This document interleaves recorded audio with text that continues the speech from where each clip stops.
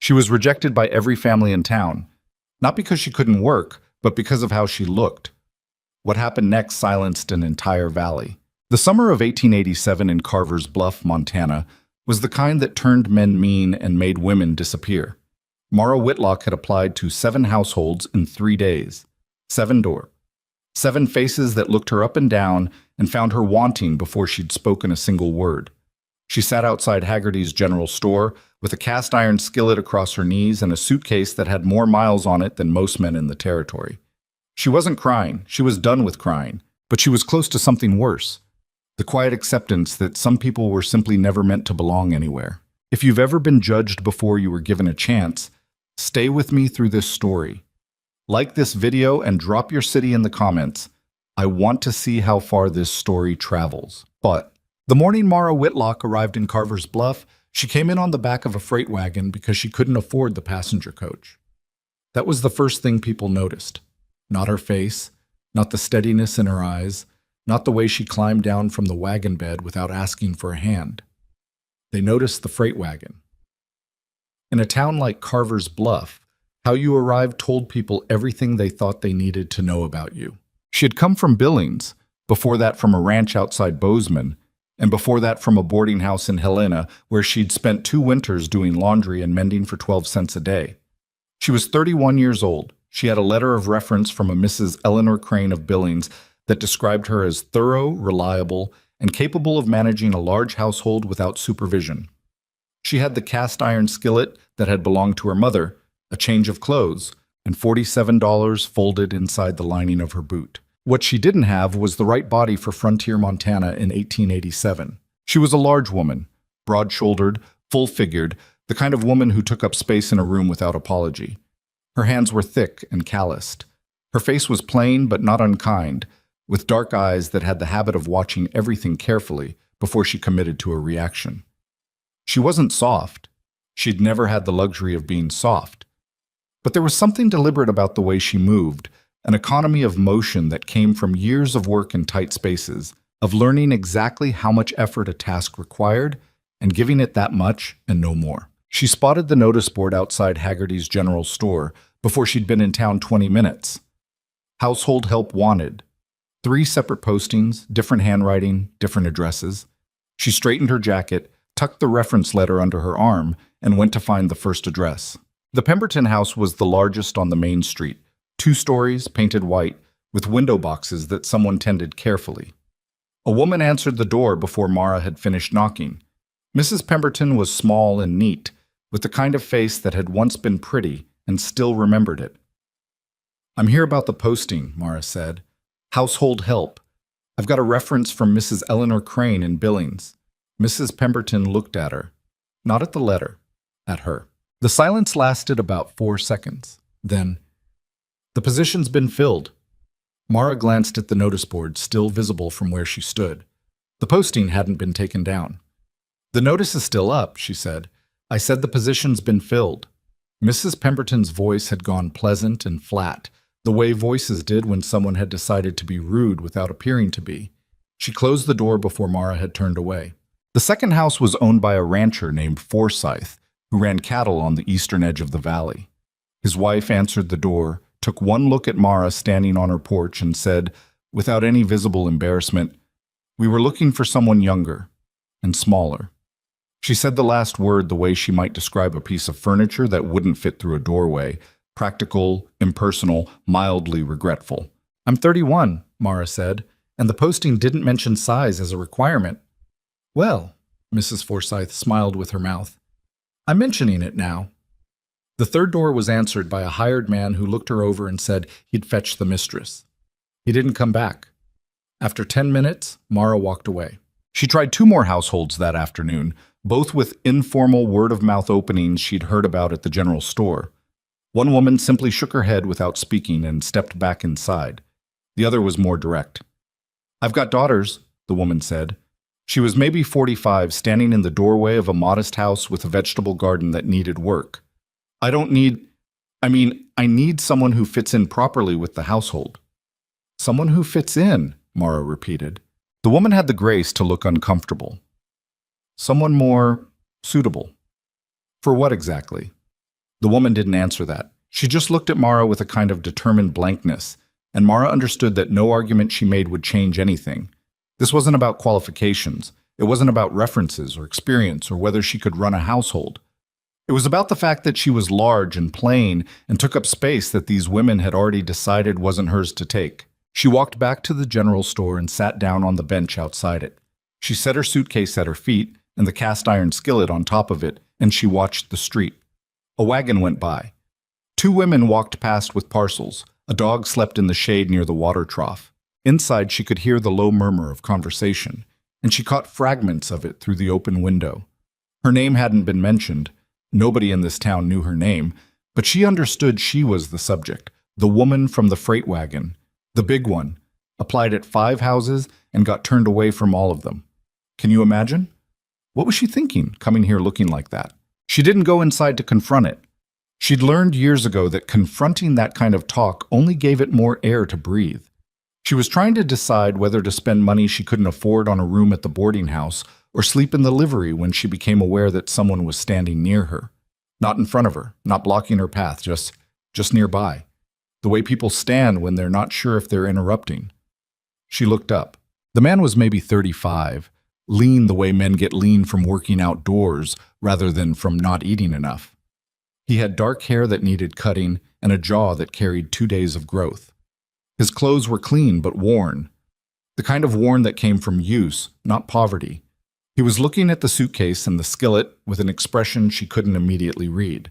Not pity, not curiosity exactly, something more tired than either. "You the woman looking for household work?" he said.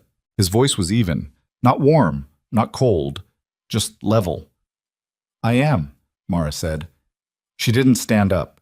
She'd been on her feet since dawn, and she wasn't going to perform eagerness for a stranger who might be about to reject her like all the others.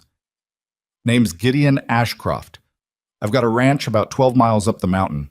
My housekeeper left in March, and I haven't replaced her." "Why not?" He seemed slightly surprised by the directness of it. "Beg your pardon?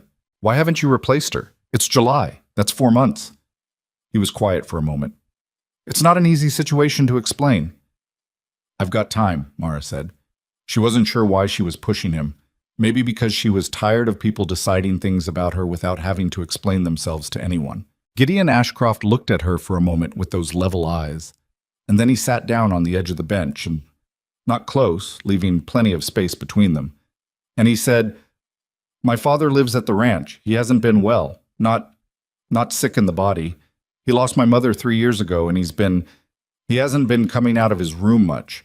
The last housekeeper left because she said it was too quiet, said it felt like living with a ghost." He paused. She wasn't wrong. Mara considered this. "How many ranch hands?" 4. "They manage themselves well enough. It's the house that's the problem. Nobody's been running it properly. Meals or whatever the men put together, which mostly means cold beans or salt pork. The house is..." He stopped. "It needs work." "What kind of work are you expecting from a housekeeper?" "Cooking, cleaning, managing the supplies, making the house function like a house again." He said the last part quietly, like it cost him something to admit it. "And your father? He won't be your problem. He stays in his room." "Will he be a problem?" Gideon Ashcroft looked at her straight. "He might be difficult. He doesn't want help. He doesn't want company. He doesn't want much of anything right now." "What's his name?" "Elias. Elias Ashcroft." Mara nodded slowly. She looked down the street at the town that had spent the day telling her she wasn't suitable, wasn't right, wasn't what anyone was looking for. Then she looked back at this man with his level voice and his worn jacket and the particular kind of exhaustion in his face that came not from too much work, but from carrying something heavy for a long time without setting it down. "I'll need a room of my own," she said. "Not a storage room or a corner of the kitchen, a proper room." "There's one. And I'll need to know your full supply situation within the first week. I won't make promises about what I can do until I know what I'm working with." "Fair enough. I want wages paid monthly, not at the end of employment, not when you get around to it. Monthly." "I can do that." She looked at him. "You haven't asked for my reference." "I heard about you at the counter inside," he said. "Heard you'd been turned away from 5 houses." "And that recommended me to you?" Something shifted in his face. Not quite humor, but close to it. The way they were talking about you in there, I figured either they were right or they were wrong. And the way they were talking, he stopped. I've seen how this town talks about things it doesn't understand. I've had some experience with that. Mara stood up and picked up her suitcase. When do we leave? Wagon's at the livery. 20 minutes. She heard what people said as they walked through town together toward the livery. She had good ears, and people didn't bother to lower their voices much. Gideon Ashcroft walked beside her without appearing to hear any of it, which either meant he genuinely didn't, or he'd gotten very good at not letting it show. Ashcroft's lost his mind, said a man outside the barber shop, not particularly quietly. Bringing that woman up to the ranch? She'll last 3 days, a woman called from across the street to someone Mara couldn't see. That house is a cemetery. She'll be back on this bench by Thursday. A boy of about 12 riding past on a mule stared at her with open curiosity until his mother, walking behind, told him sharply to look somewhere else. Mara walked with her suitcase in one hand and the skillet in the other and kept her eyes on the road ahead of her. She'd been dismissed by enough people in her life that the words slid off her now, mostly. They left marks, but she'd stopped letting the marks show. At the livery, Gideon helped her get her things into the wagon bed without comment. He unhitched the horse and they started up the mountain road in the late afternoon light. For a long while, neither of them spoke. The town fell behind them, then the road steepened and the pines closed in on either side, and Carver's Bluff became a collection of rooftops below them, then nothing at all. You got a name? He said finally. Mara Whitlock. Where are you from originally? Ohio, long time ago. She paused. I've been working frontier households for about 8 years. Alone? Yes. He seemed to consider whether to ask anything more and decided against it. She appreciated that. She'd answered enough questions about her life from people who were really just trying to figure out what had gone wrong with it to leave her alone and moving from place to place. She didn't need to answer those questions for Gideon Ashcroft, too. The ranch appeared as they came around a bend in the road. A main house, low and long, built from dark timber with a wide front porch that ran the length of the building. Behind it, a barn, a bunkhouse, several smaller outbuildings. Fenced pasture land extended up the slope behind the barn, and she could see cattle grazing in the last of the afternoon light. Further up, the mountain rose dark and massive against the sky going orange and red.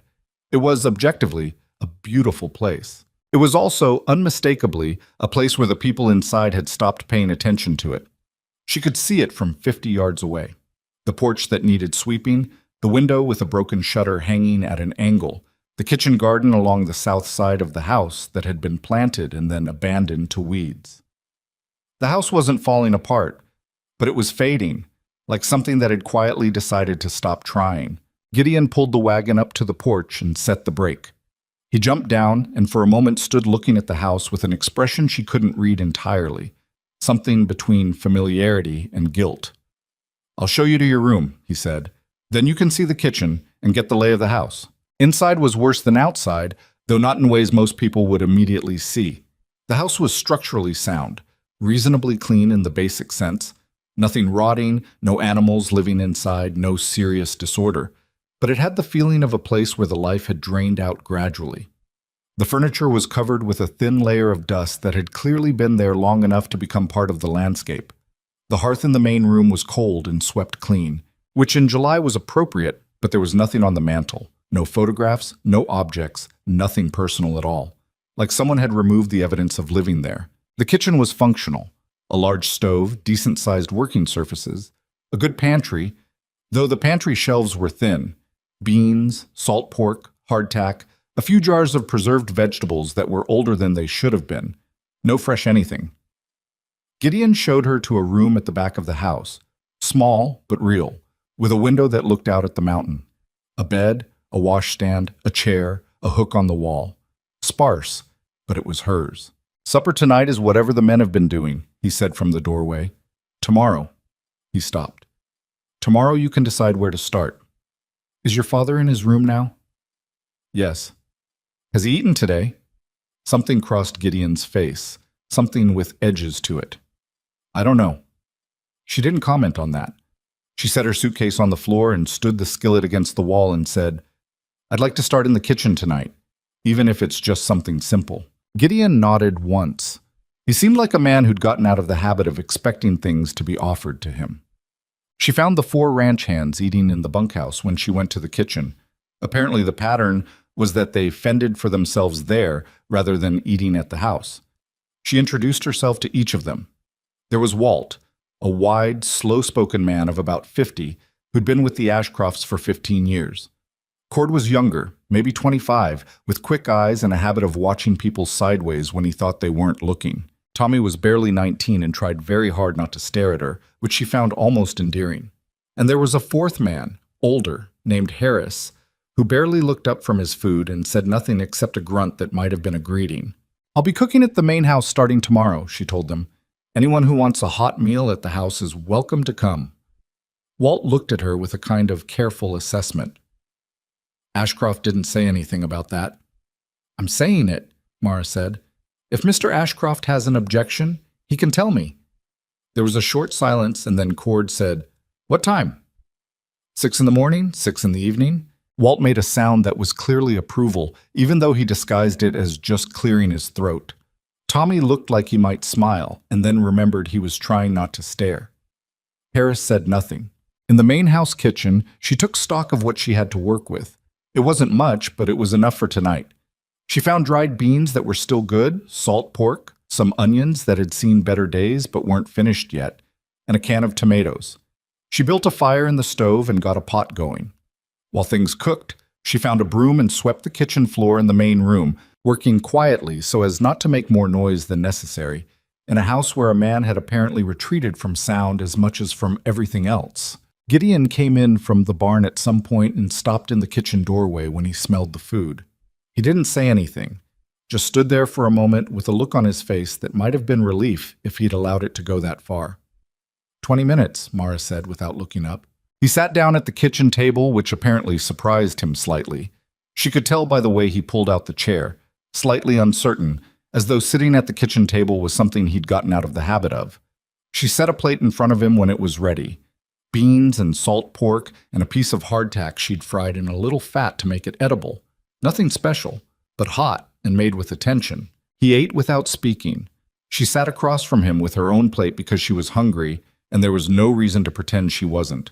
Partway through the meal, he said, "You're not what they expected." What did they expect? Someone who'd last 3 days. He said it flatly, repeating the phrase from town without ornament. "You heard that." "I always hear it." Mara ate a spoonful of beans. "What do you expect?" He considered this longer than she'd anticipated. "I don't know," he finally said. "I stopped expecting much from things around here. It's easier that way." She didn't offer a reassurance. She'd learned that reassurances were cheap and they rarely helped. Instead, she said, "I'm going to leave a plate outside your father's door tonight." Gideon's jaw tightened almost imperceptibly. He won't take it. He might not take it tonight. He hasn't eaten with the household in over a year. "I'm not asking him to eat with the household," Mara said. "I'm leaving food outside his door. He can do what he wants with it." There was a long pause. Gideon was looking at his plate. "He'll likely ignore it," he said. "That's his right." She stood and began putting together a second plate. "But leaving it isn't about whether he takes it. It's about making sure he knows it's there." The door to Elias Ashcroft's room was at the end of the hallway on the second floor. Mara had never been up there.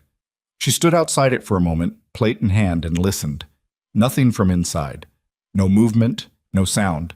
Just silence of the particular quality that comes from a room that's been occupied by someone who has deliberately made themselves very still. She crouched down and set the plate on the floor in front of the door. She didn't knock. She didn't say anything. She straightened up and walked back down the hallway. At the top of the stairs, she paused. From below, she could hear Gideon moving in the kitchen, the sound of the water pump, the quiet sounds of a house at night. From the end of the hallway, nothing. But when she passed by in the morning, the plate was empty. The first week was less about transformation and more about inventory. She spent the first 2 days learning the house. Every cabinet, every loose floorboard, every window that stuck, and every drawer that wouldn't close properly. She found a jar of dried lavender at the back of a pantry shelf, forgotten. She found a stack of tablecloths in a trunk in the spare room, clean but unused. She found a kitchen garden plot that had started as something ambitious, and been abandoned to bindweed and ground ivy, though the soil beneath was still good. The men came to the main house for meals on the second morning, all of them, even Harris, who sat at the far end of the table and ate with the focused efficiency of a man who'd decided not to let himself enjoy things. Walt ate slowly and talked in the measured way of someone who was careful about what he said, but said it with precision when he did. Cord watched everything and occasionally made dry comments that were funnier than his face suggested. Tommy ate enormous amounts and kept apologizing for it until Mara told him to stop apologizing. Gideon ate with the men at the morning meal and in the evenings, which she suspected was newer behavior than it looked. The way he settled into the kitchen table had the quality of a habit being rebuilt, rather than one that had always been there. She didn't try to make conversation happen. She didn't perform cheerfulness. She cooked and cleaned and noted what was needed and made a list for Gideon of supplies that had to come from town. When she handed him the list at the end of the third day, he looked it over and said, "This is a lot." "I know. The pantry's been running thin for a while. Once it's stocked properly, the monthly cost will come down." He nodded slowly, reviewing the list. "The butter mold," he said. "You planning to make butter?" "If you've got the cream, yes." Something shifted in his face, a flicker of something that came and went too quickly to name. "My mother used to make butter," he said. "Mara didn't make anything of that. She just said, 'The cream's going to waste otherwise.'" He looked at her for a moment, and then he folded the list and put it in his pocket. "I'll go into town Friday." She left food outside Elias Ashcroft's door every evening. She varied it, not randomly, but thoughtfully, based on what she could learn from Gideon's reluctant and fragmented answers about what his father had eaten before. When she asked, Gideon answered in the clipped way of someone not used to being asked. His father had liked beans with molasses. He'd made a particular type of cornbread. He'd eaten a lot of venison in season. She adapted. She didn't knock. She didn't speak through the door. She just left the food. On the fifth evening, she was in the hallway when she heard a sound behind the door. Not a response exactly, just a shift of weight, a creak of floorboards, the sound of someone moving toward the door. She didn't wait. She set the plate down and walked away before he got to it. She told herself that was fine. She wasn't trying to corner him. She was trying to make sure he ate. On the seventh day, she found the kitchen garden. She'd known it was there, of course. She'd walked past it every day. But on the seventh day, she stood at the edge of it for a long time and looked at the weeds and the choked soil and the remains of what had been planted there. She could see the original layout, the rows, the spacing, what had been placed where. Someone who knew what they were doing had designed this garden. The bindweed hadn't buried it entirely. The bones were still there. Walt found her standing there that afternoon. He came up beside her and stood looking at it the same way she was. "Mrs. Ashcroft planted that," he said. "Catherine. She started it year they moved up here, tended it herself every summer." He paused. "Last 3 years, nobody's touched it." Mara looked at the garden. "What did she grow?" "Everything. Tomatoes, beans, squash, herbs. She had a whole section just for flowers. Said a garden without flowers was just a vegetable patch." He said this with the faint, private smile of someone recounting something they'd witnessed and kept. Mara crouched down at the edge of the plot and pulled up a handful of weeds. The soil underneath was dark and loose. Good soil. It had been cared for, and care like that left something behind even when the caring stopped. "I'm going to need a spade," she said. She started on the garden the following week, working in the early mornings before the household needed her. It was backbreaking work. The bindweed had deep roots and didn't let go easily.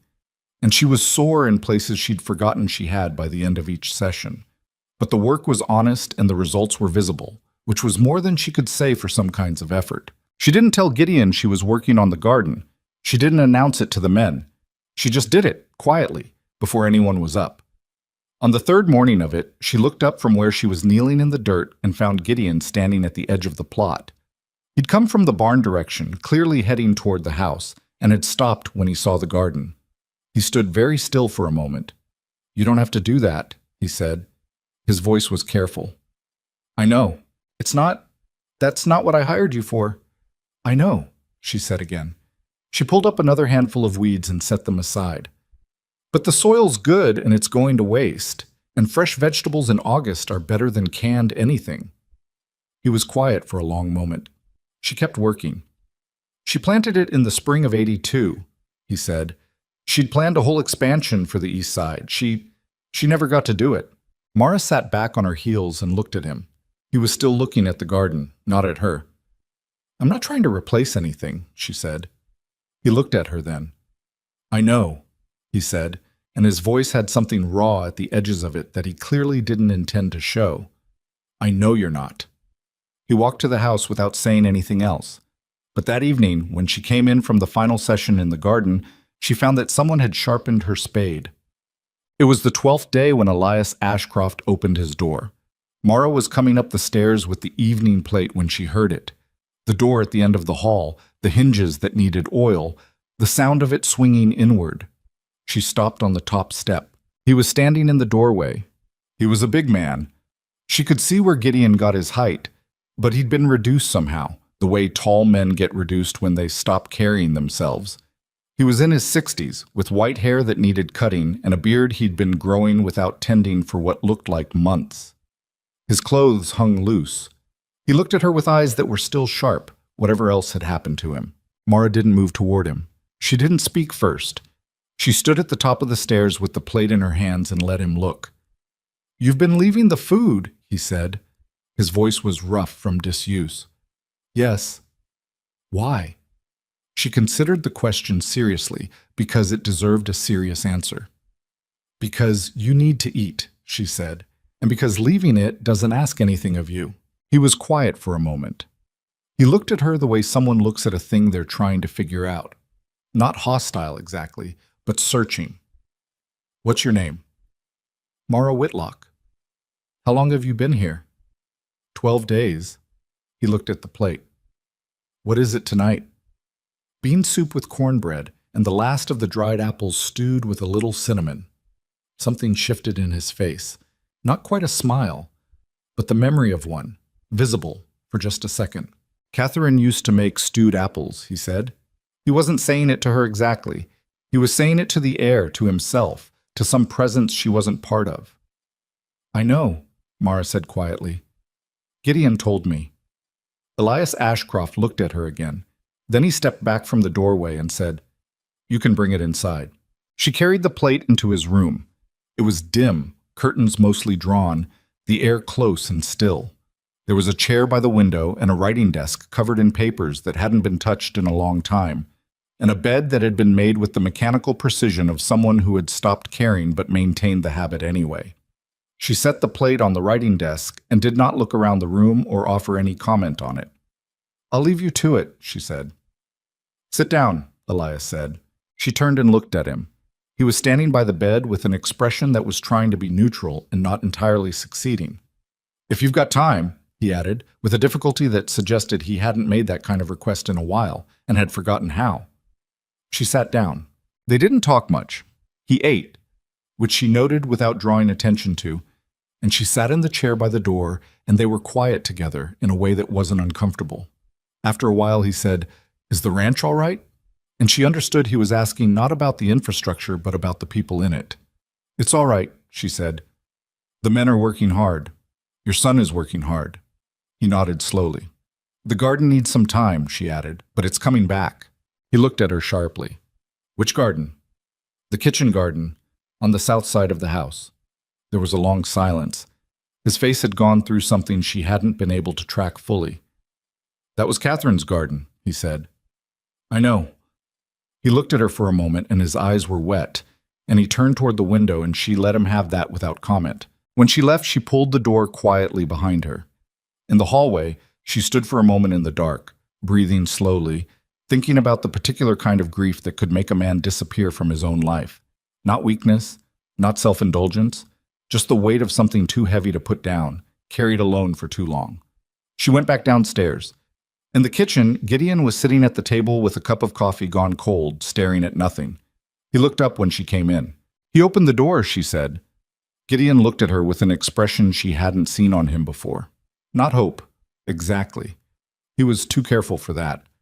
But something that might become hope, if it was handled carefully. He invited me in, she said. We talked a little. He ate. Gideon put his hands flat on the table and looked at them. He hasn't opened that door for anyone in 8 months, he said.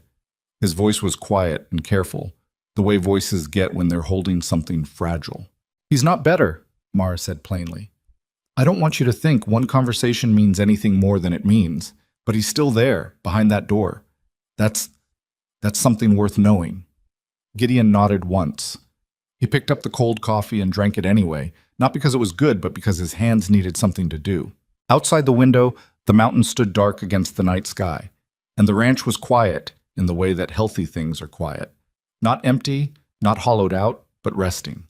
Mara washed the pots and blew out the kitchen lamp and went to bed. She did not let herself think too much about whether she would last. She had learned long ago that lasting wasn't something you decided in advance. You just kept doing the next necessary thing, and one day you looked up and realized you were still there. That was the only kind of lasting she'd ever trusted. The skillet was hanging on the hook above the stove where it belonged. Tomorrow there would be bread to make, a garden to tend, a household to run, and a family that was slowly and painfully and imperfectly finding its way back to itself. She was not sure how long she would be here. She was not sure what this place was to her yet, or what she was to it. But she had not been sent away. And for now, that was enough. The bread was the first thing that changed the mornings. Mara had started baking it on the 3rd week. A simple white loaf, nothing elaborate, just flour and salt and the sourdough starter she'd cultivated from a small amount of wild yeast she'd coaxed to life in a crock on the kitchen windowsill. The first loaf was dense and slightly sour. The second was better. By the 4th, the smell of it was threading through the house before dawn, working its way under doors and through floorboards and into the sleeping consciousness of everyone on the property with the quiet insistence of something that refused to be ignored. Walt told her, in his measured way, that he hadn't smelled fresh bread since the previous winter when he'd been in Billings for supplies and passed a bakery on the main street. He said it the way he said most things, factually, without decoration, but there was something underneath it that was closer to gratitude than he probably intended to show. Cord said nothing, but he started arriving at the main house 10 minutes earlier than necessary each morning, which was its own kind of comment. Tommy ate 3 slices the first morning and then looked guilty about it, and Mara told him for the last time to stop apologizing for eating and that she'd tell him when there wasn't enough. And after that he ate without guilt, and his face in the mornings had the particular contentment of a 19-year-old who is regularly fed. Harris came inside to eat, sat at the far end of the table, and accepted the bread without comment. But he accepted it. That was something. Gideon watched all of this with the careful attention of a man who'd grown unaccustomed to watching things improve. He didn't say much about it. He ate his breakfast, checked in on the day's work with the men, and disappeared back out to the ranch.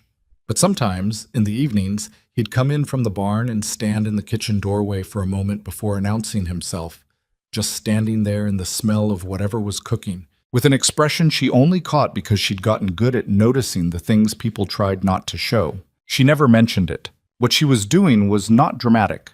That was the thing about it. The work itself was entirely ordinary.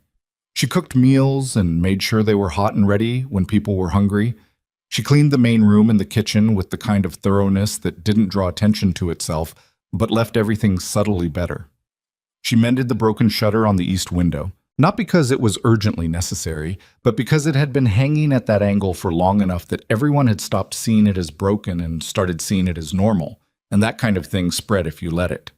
She started a small herb patch at the edge of the kitchen garden, thyme and sage, and a little rosemary from seeds she'd sent Gideon to find in town. The kitchen garden was coming along. It was slow work, the kind that didn't yield visible results for days at a time, and then suddenly showed a row of green where there'd been bare earth. She worked it in the mornings before the house needed her, on her knees in the soil while the light was still low and the air still cool. She wasn't rushing it. Rushing a garden was one of the ways to ruin one. Elias had opened his door 3 more times in the 2 weeks since the first night. Each time was slightly different. Once he'd taken the plate and said a brief goodnight from the doorway. Once they'd sat together in the dim room for nearly an hour, mostly in silence, and he'd asked her a few questions about herself that were careful and oblique in the way of someone who had opinions about privacy and wanted to respect hers even while being curious. Once he'd been standing at his window when she knocked. She'd started knocking, gently, rather than just leaving the plate. and he'd called out, "Come in a rough voice that sounded like it was relearning the habit of being addressed. That time, he'd been looking out the window at the kitchen garden. She'd set the plate on the desk and was about to leave him to it when he said, without turning from the window, "The rows are too close together on the bean side." She stopped. "I know. I was working with what I had to put in the ground. I'll thin them next week." He turned from the window. Catherine always planted them further apart than seemed necessary. She said beans needed room to breathe. He was right about that. He looked at her for a moment with those still sharp eyes, assessing something she couldn't quite name. "You know your way around a garden." "My mother had one," Mara said, "back in Ohio. I spent a lot of summers in it." He nodded slowly. He sat down in the chair by the window. He was doing that more often, sitting rather than standing, and pulled the plate toward him without being asked. What did she grow?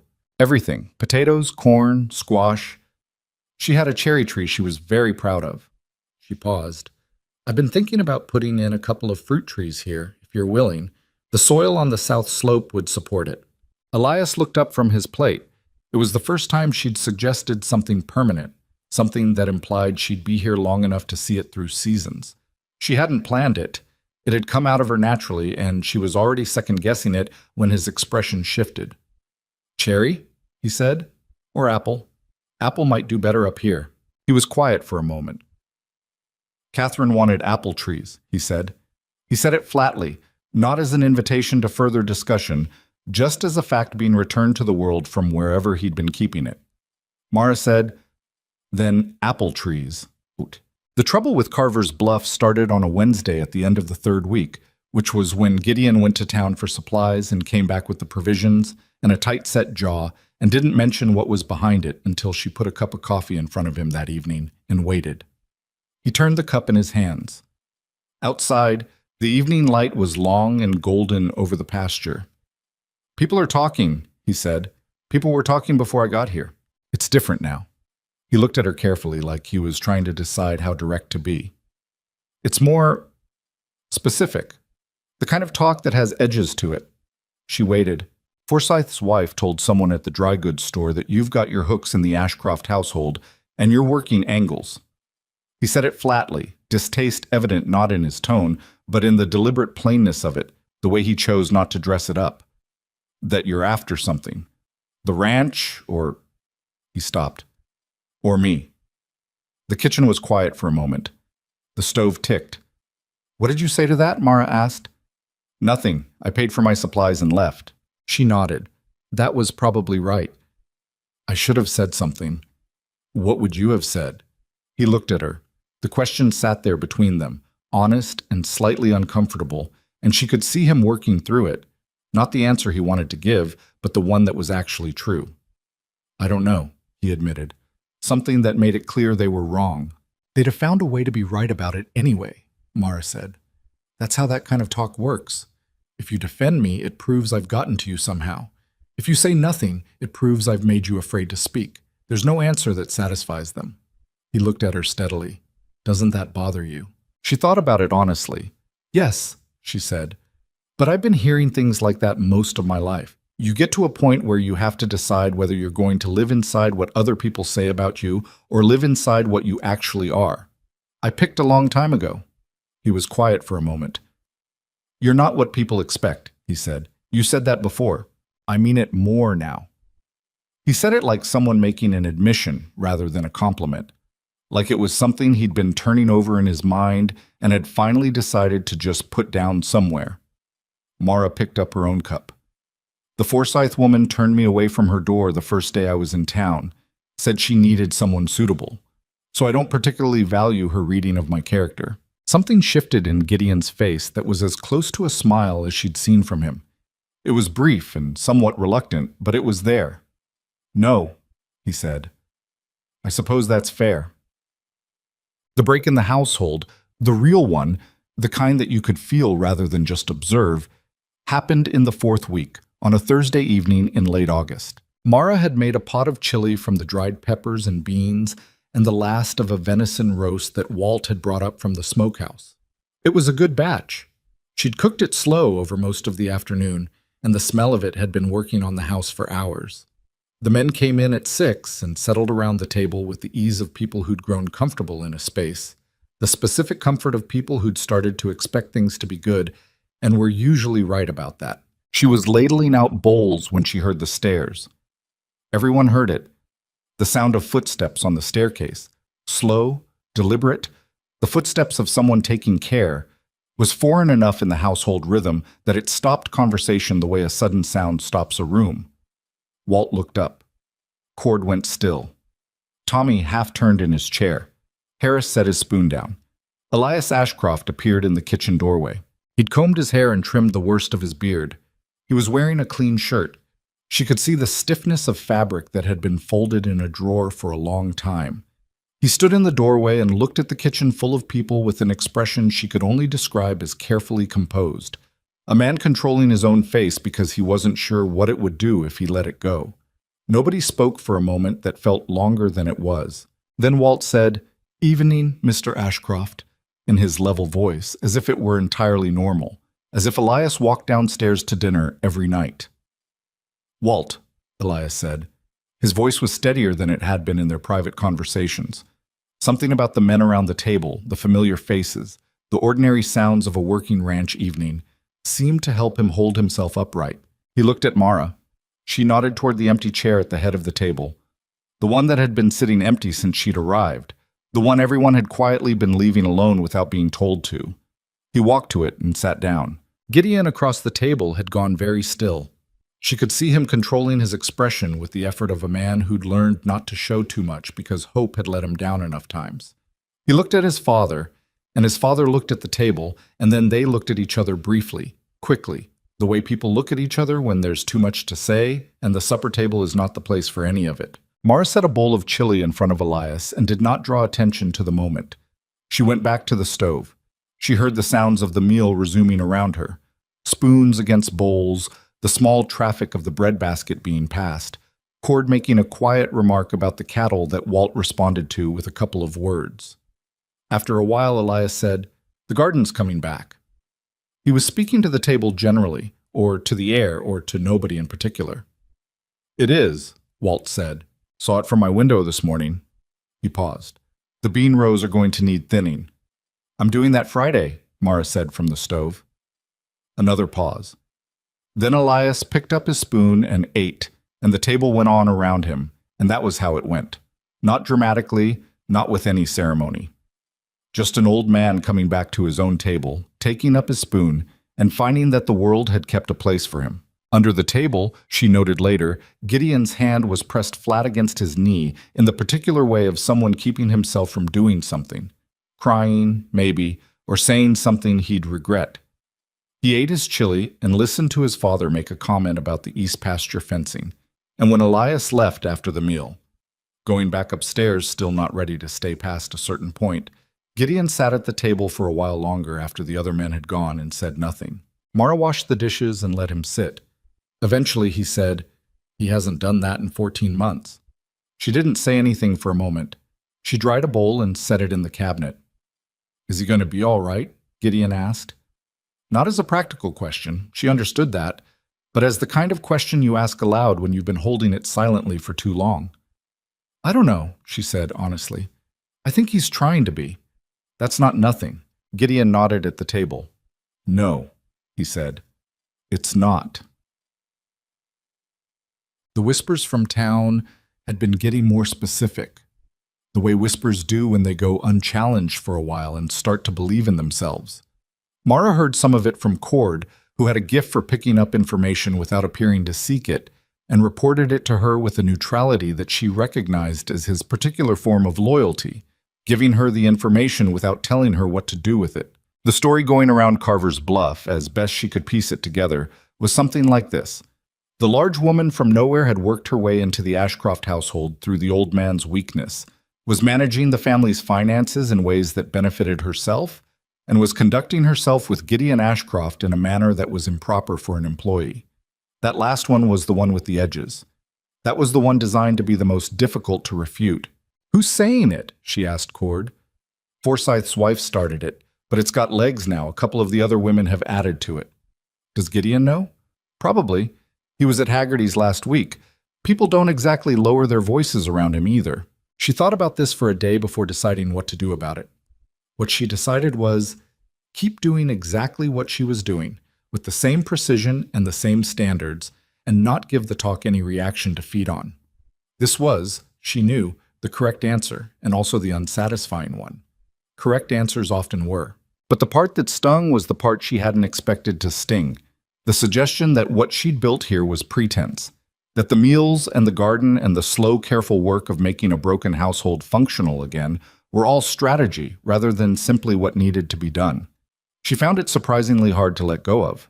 Not because it threatened her position, she'd held positions before and lost them and survived, but because she'd been in this house long enough to care about what happened here. And being told that caring was really just scheming felt like a particular kind of insult, the kind that found the places you hadn't quite finished protecting. She didn't say any of this to anyone. She said it to herself, at night, and then she let it go as far as she could and went to sleep. What she didn't account for was Elias. She didn't know until afterward that he'd heard the talk on one of the brief trips he'd started making outside. Short walks around the property in the early morning, increasing in distance each day, the careful reconstitution of a man who'd been still for too long. On one of those mornings, he'd encountered a neighbor passing the property line on horseback, a man named Colton Marsh, who ran cattle on the next piece of land over, and who apparently had no particular discretion. She learned about it from Walt, who'd witnessed it. Marsh said something about you, Walt told her in his measured way, finding her in the kitchen garden on a Friday morning. Said what they're saying in town. Elias was standing right there. She looked up from where she was kneeling in the bean row. What happened? Walt's expression was carefully neutral, which in his case was more expressive than most people's faces. Elias told him that what happened on Ashcroft land was Ashcroft business, and that a man who spread foolish talk about other men's households had too much time on his hands and not enough work. Then he turned around and walked back inside. Mara sat back on her heels. The morning light was clear and warm across the garden. He hasn't spoken to Marsh in 2 years, Walt said. They had some business disagreement. Elias wouldn't have stepped outside his room for that man on a normal day. She thought about this. He didn't have to do that. No, Walt agreed. He didn't. They were quiet for a moment, the two of them in the garden, the mountain above them enormous and indifferent. He's coming back, Walt said. He wasn't speaking with particular emotion. Walt rarely did.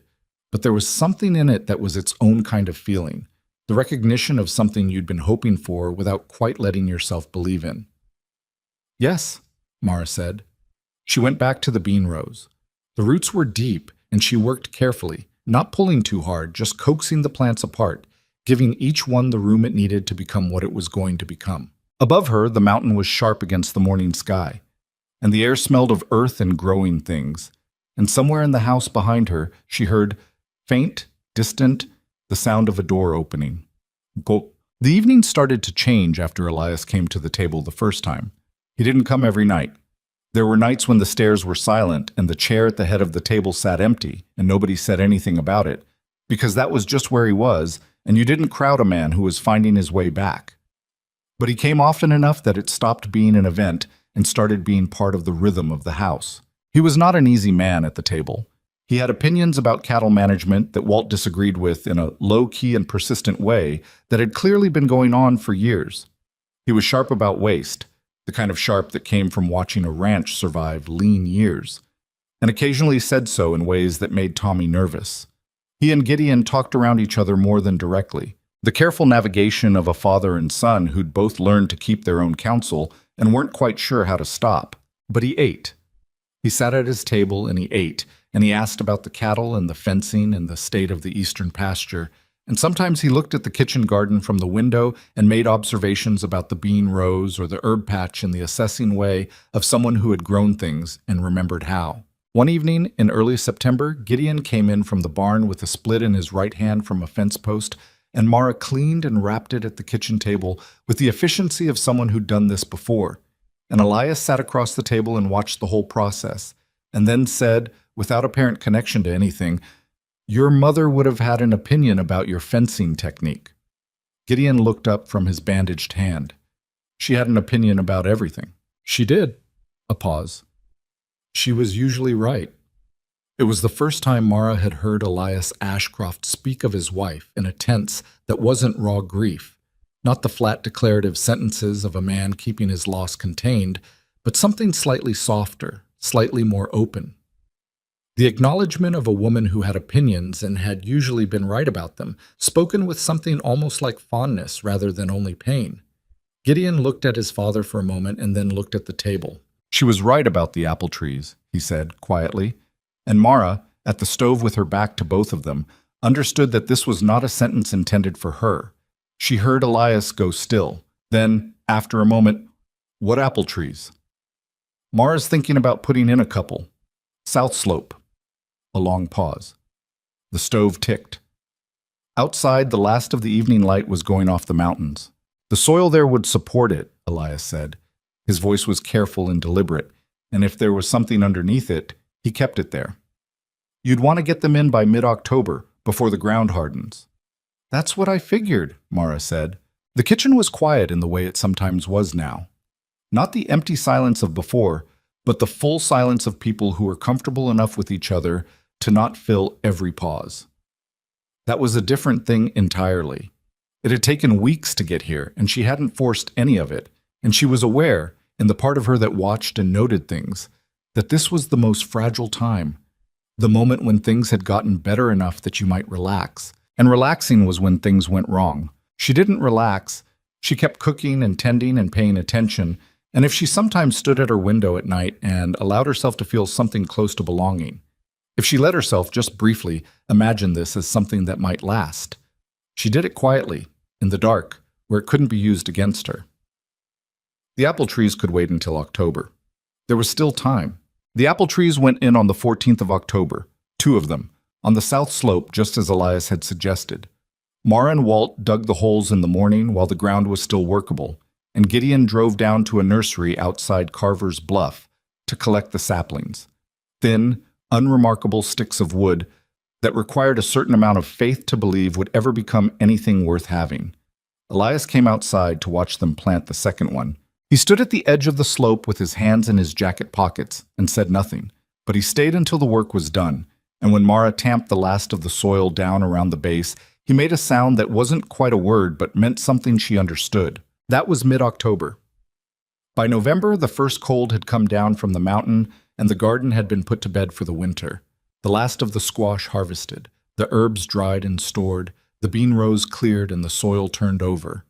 The saplings stood bare on the south slope, staked against the wind, looking like exactly what they were, a bet on the future that hadn't paid out yet. November into December was the quiet season on a cattle ranch in Montana, or as quiet as it got. The work shifted from expansion to maintenance, mending, reinforcing, preparing for the hard months ahead. The days shortened, and the cold came in earnest, and the household contracted around the warmth of the kitchen stove, in the way that people do when the outside world gets difficult enough to make the inside world feel necessary. Elias was downstairs most evenings now. He'd taken to sitting in the main room after supper with a cup of coffee, sometimes talking, sometimes reading. He'd found his way back to his books, which according to Walt had sat untouched since Catherine died. He and Gideon had started talking more directly, the careful sidestep navigation of autumn giving way to something more honest, not always comfortable but more real. They disagreed about the cattle operation more than they agreed, Elias holding to the methods that had built the ranch, and Gideon pushing toward changes he'd been reading about in the agricultural journals that came with the mail. The disagreements were sometimes sharp. One evening, Mara listened to them go at it about grazing rotation for 20 minutes from the kitchen, their voices rising and falling in the particular cadence of an argument that had history in it. Not new frustration, but old disagreement being aired again, which meant at least that they were talking. When there was a lull, she brought the coffee pot in and refilled both their cups without being asked, and they both looked slightly embarrassed at having had an audience and slightly less tense for it. "Who's right?" Gideon asked her, and she could see he was half joking and half genuinely wanting a third opinion. "About the grazing?" She considered it. "You're both partly right. The rotation idea has merit, but the timing your father's describing accounts for how this particular terrain recovers, which is different from what those journals are written about. You'd want to adapt rather than copy." They both looked at her. I've worked 3 cattle ranches, she said. I've had plenty of time to listen to men argue about grazing. Elias made the sound that was his version of a laugh. A short exhale through the nose, more acknowledgement than amusement. But it was there. Gideon was looking at her with an expression she'd started to recognize. A kind of assessing attention, the look of a man who kept noticing things and wasn't entirely sure what to do with them. She took the coffee pot back to the kitchen. The first sign of trouble came on a Thursday in early January, the way serious trouble often does. Quietly, without ceremony, arriving in the form of a piece of paper. Gideon had ridden to town for the mail and come back in the early afternoon. Mara was in the kitchen making soup when she heard him come in. She heard him go to the main room and stay there longer than usual, and something in the silence of it, the quality of a silence that means someone is not moving because they need to be still, made her pay attention. She gave him 10 minutes, then she brought 2 cups of coffee through. He was sitting at the table with a letter open in front of him. The envelope beside it had the stamp of a bank in Billings. She set 1 cup by his hand and didn't ask. He said, "The note's coming due in March." She sat down across from him. She'd known the ranch carried debt. Most ranches did, it was the nature of building something in this country. But she hadn't known the specifics and hadn't asked for them. "How much?" she said. He told her. It was a number that explained the set of his jaw. "There's a balloon payment," he said. "We took on additional debt 2 years ago when the east pasture fencing needed replacing completely. The terms seemed manageable at the time." He stopped. "The summer was dry. We lost yield. We've been running thin since September." He was looking at the letter, not at her. His voice was even in the way that voices get when a person has moved past the initial shock into the territory where you just deal with what's in front of you. "How thin?" she asked. "Not enough to meet March." He turned the letter face down on the table, like he didn't want to look at it anymore. "I've been trying to find a way to make the numbers work. I haven't found it." "What options have you looked at?" "Selling part of the herd, maybe 20 head. That gets us partway there." He picked up the coffee cup and held it without drinking. "The other option is selling the North Pasture parcel. Colton Marsh has been making noises about wanting it for years." The name sat there. She remembered what Walt had told her about Marsh, about the things he'd said at the property line. "You'd sell to Marsh." "I'd sell to whoever had the money." His voice was flat. "I don't have the luxury of choosing buyers I like." "What else?" He was quiet. "I don't know. I've been trying to work it out for 3 weeks. I haven't told my father." He paused. "I don't know how to tell him. This ranch is what he built. He and my mother, 30 years of it. If it goes to foreclosure—" He stopped again, pressing his mouth flat. She sat with this for a moment. Outside the kitchen window, the January sky was white and low, the kind that meant more snow before nightfall. "You need to tell him," she said. "I know that." "Not eventually. Now. Tonight." Gideon looked at her. "It'll set him back." "Maybe. Or maybe he's been inside this ranch's problems long enough to have something useful to say about them. You've been carrying this alone for 3 weeks. That's 3 weeks you could have had his mind on it." He was quiet. "He built this," she said. "It's his to fight for, too. Don't take that from him by deciding he can't handle it." The words landed harder than she'd intended, or maybe exactly as hard as they needed to. She watched Gideon absorb them, not defensively, but with the slight inward look of a man who'd just heard something true that he'd been avoiding. "Tonight," he said finally. "Tonight," she agreed. She didn't stay for that conversation. She made supper and served it, and then found reasons to be elsewhere in the house, while Gideon and his father sat at the kitchen table with the letter between them. She could hear the low run of their voices. Not the words, just the tone, which shifted over the course of the hour from something careful to something harder, and then to something quieter, the kind of quiet that comes after the worst of something has been said and acknowledged. When she came back into the kitchen to bank the stove for the night, Elias was still at the table. Gideon had moved to the window, standing with his back to the room. Elias looked older than he had that morning. That was just what the truth did sometimes. But his eyes were clear, and his hands were on the table in front of him with the stillness of a man who was thinking rather than despairing, and there was a difference between those two things that she'd learned to recognize. "Sit down," he said to her. Not unkindly. She sat. Gideon tells me you suggested he tell me tonight. Yes. He looked at her steadily. Why? Because it's your ranch, she said, and because you've been coming back. Keeping this from you would have stopped that. He was quiet for a moment. Gideon had turned from the window and was standing with his arms crossed, watching his father. I know people in Billings, Elias said. I haven't been in contact with them. I let things go that I shouldn't have let go. He said this without self-pity, just fact, the accounting of a man who was being honest about what his grief had cost. There are men I've done business with for 20 years, Dormer and Sons in Billings, Tom Kerrigan, who runs a feed operation out of Great Falls. I let those relationships go quiet. He paused. That was a mistake, and mistakes can sometimes be corrected. It's January, Gideon said. We've got weeks.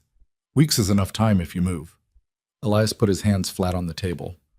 I'll write to Dormer tomorrow. I've got the basis for a feed agreement that could help offset costs through spring, and I want to talk to someone at the bank, not the letter, the person. Letters are for people who want to be held at a distance. A man sitting across a desk is a different conversation. He was, Mara noticed, different when he talked like this. The rancher beneath the grief surfacing, the man who'd built something from ground up and knew the specific weight of what it meant to lose it. The North Pasture, Gideon said. I don't want to sell to Marsh. Don't sell to Marsh, Elias said. I've got another thought about that parcel. There's an arrangement I've been considering for 2 years that I never moved on. A shared grazing agreement, not a sale, a lease. Different thing entirely. Keeps the land, generates income, doesn't close the door.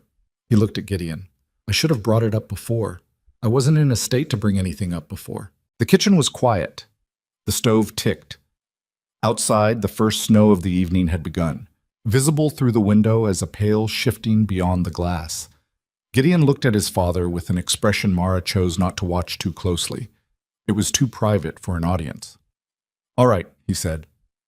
The weeks that followed were the hardest Mara had experienced on the ranch, though not in the ways she'd expected. She'd anticipated the financial strain, the tighter provisions, the decisions about what was essential and what could wait, the particular arithmetic of running a household on less than it needed. She managed those things practically and without complaint, cutting where she could without cutting anything that mattered. The food on the table stayed good because hungry working men made more problems than good cooking cost, and she'd told Gideon that plainly when he'd suggested she scale back the kitchen.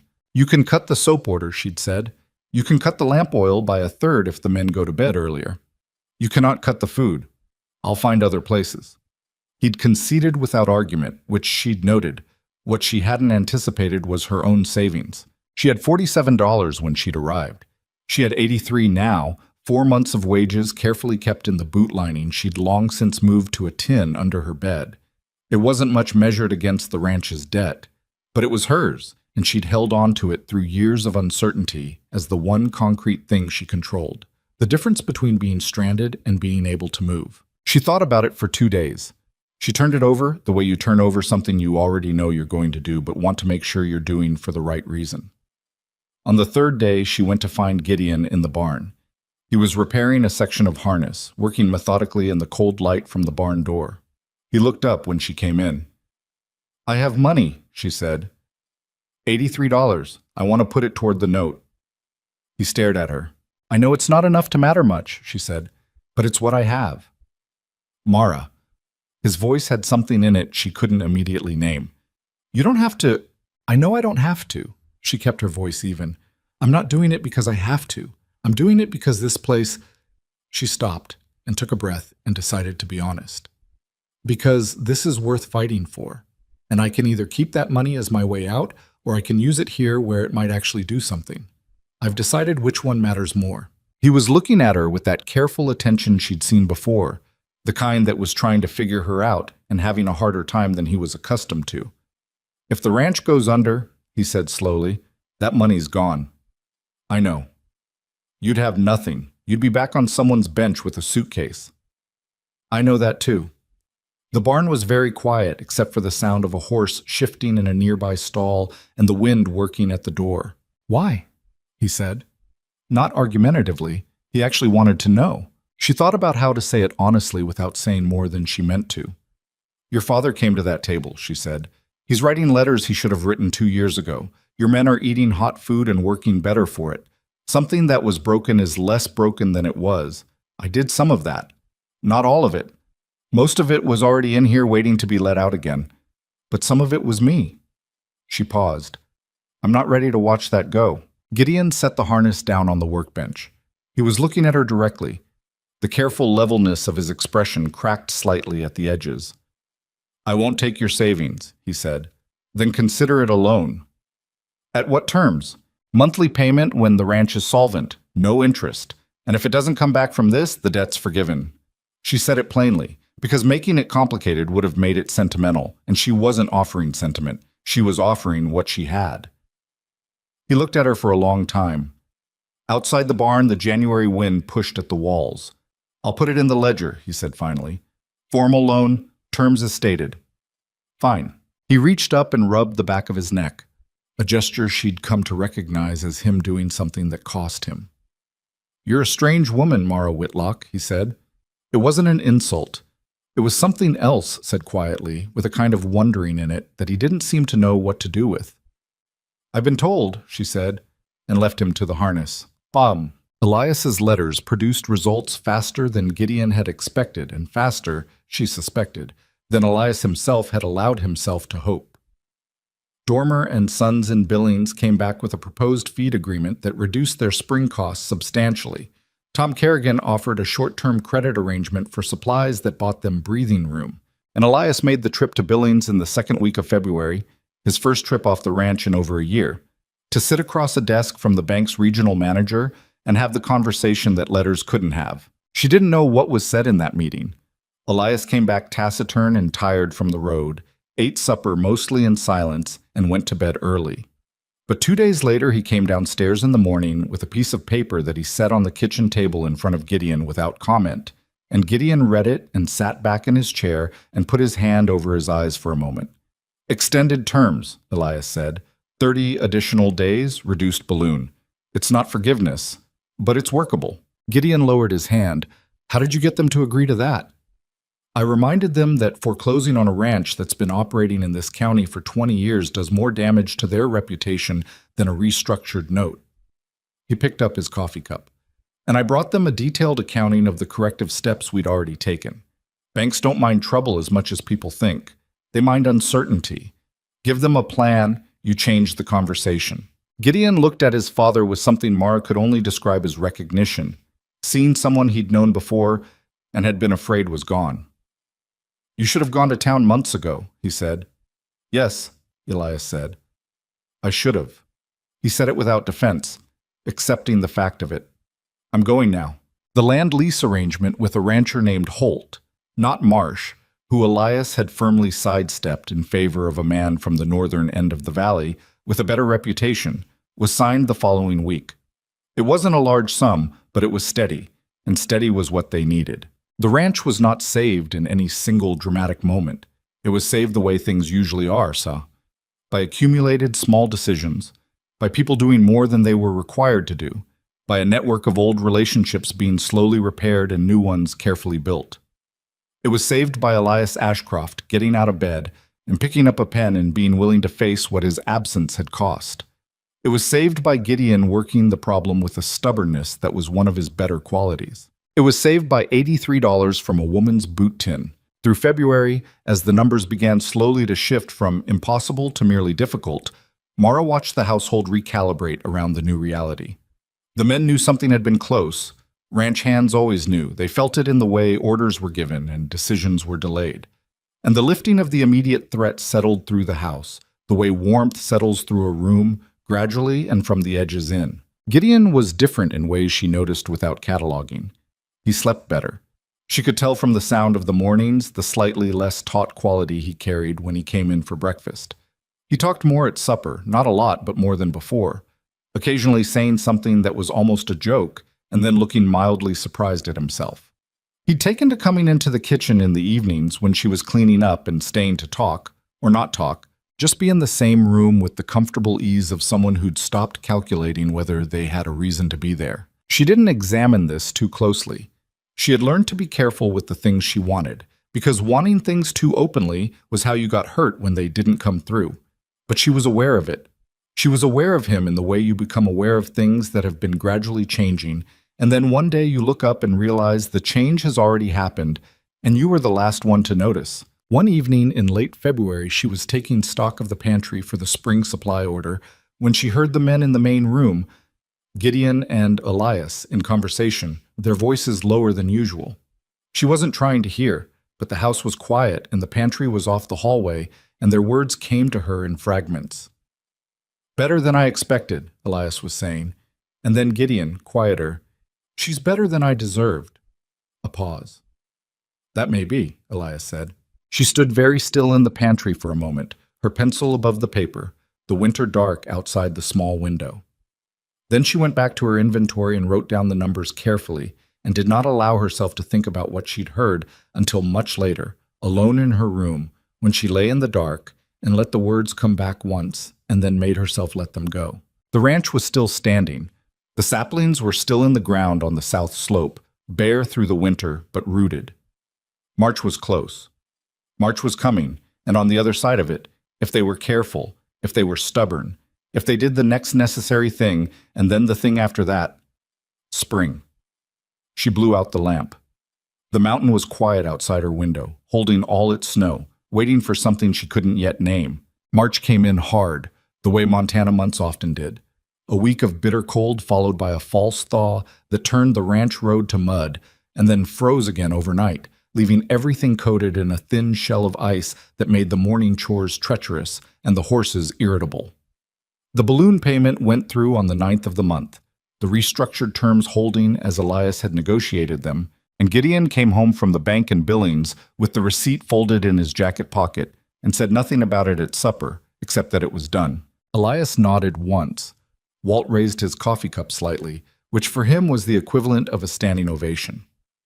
Tommy looked relieved in the uncomplicated way of someone too young to have fully understood the danger until it had passed. Cord said, "About time," and went back to his food. Mara served the meal and sat down and ate, and did not make a thing of it, because making a thing of it would have been wrong.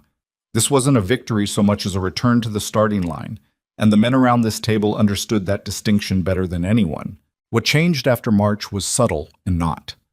The immediate pressure was gone, and pressure of that kind, when it lifts, reveals what was underneath it all along, the shape of things that had been held in suspension while the crisis occupied the foreground. Gideon was easier in his movements, less guarded in the evenings.